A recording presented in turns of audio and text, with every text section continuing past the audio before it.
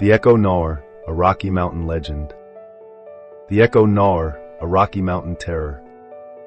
The Rocky Mountains of Colorado are a climber's paradise.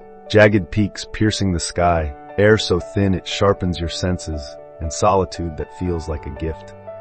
But for those who know the old trails, there's a shadow in that beauty, a story traded in hushed tones around campfires, the Echo Gnawer. It's said to haunt the high cliffs, a creature with bat-like wings and a mouth full of needle teeth, repeating every sound it hears in a twisted, mocking parody. Most climbers laughed it off, mountain myths they called it, until Ethan Caldwell decided to test his luck. Ethan was 26, a solo climber with a reputation for pushing limits.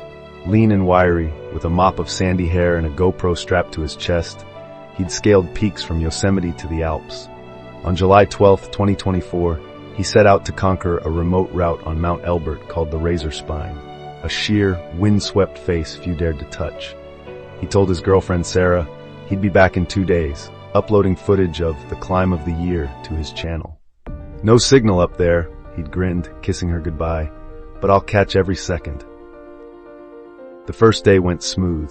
Ethan's GoPro captured him ascending, his voice steady as he narrated, halfway up Razor Spine. Wind's picking up, but the rock's solid. No one's been here in years. Feels like I'm carving history. By dusk, he'd reached a narrow ledge at 13,000 feet, pitching a lightweight tent against the cliff face. The footage showed him eating a protein bar, the sky bruising purple behind him, wind howling like a distant scream. "Gonna sleep light tonight," he said, chuckling.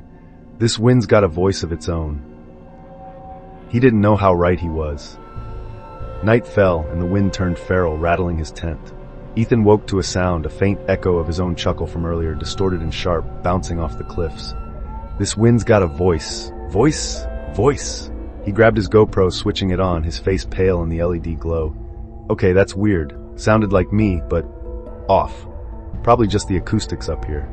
He forced a laugh, but it echoed back instantly, warped into a high-pitched cackle. His smile faded. What the hell? The echoes didn't stop. Every breath, every rustle of his sleeping bag came back twisted, louder, meaner.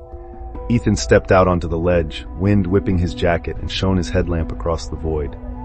"Who's out there?" he shouted. The response was immediate. "Who's out there?" There, a grating, toothy mimicry that seemed to come from above. He tilted the camera up, and that's when he saw it. Perched on a jagged outcrop was the Echo Gnawer. Its body was hunched, bat-like wings folded tight, leathery and veined with red. Its head was a grotesque knot of flesh, eyeless, with a wide maw splitting its skull, rows of needle-like teeth glinting in the headlamp's beam. It cocked its head, and Ethan's shout echoed from its throat. "Who's out there?" "There," followed by a wet, chittering laugh. Ethan stumbled back, his voice trembling on the footage. "This isn't real. This can't be real." It was. The Gnawer leapt, wings snapping open, and swooped down the cliff face. Ethan ducked into his tent, screaming, "Stay back!" The GoPro caught the reply. "Stay back! Back, back!" Each word sharper, closer. Claws tore at the nylon, shredding it like paper, and Ethan bolted out, scrambling up the cliff in a blind panic. The camera jolted with every move, capturing the creature's shadow flitting across the rock, its mocking cries chasing him. "Help! Help! Help!" He reached a narrow crevice and wedged himself in, panting, the GoPro shaking in his hands. "I'm dead if it finds me," he whispered. The Echo Gnawer landed above, its wings blotting out the stars, and whispered back, "Dead! Dad!" Ethan's sobs filled the audio as it clawed at the rock, its teeth gnashing inches from his hiding spot. Then, a sudden gust, a screech, and silence.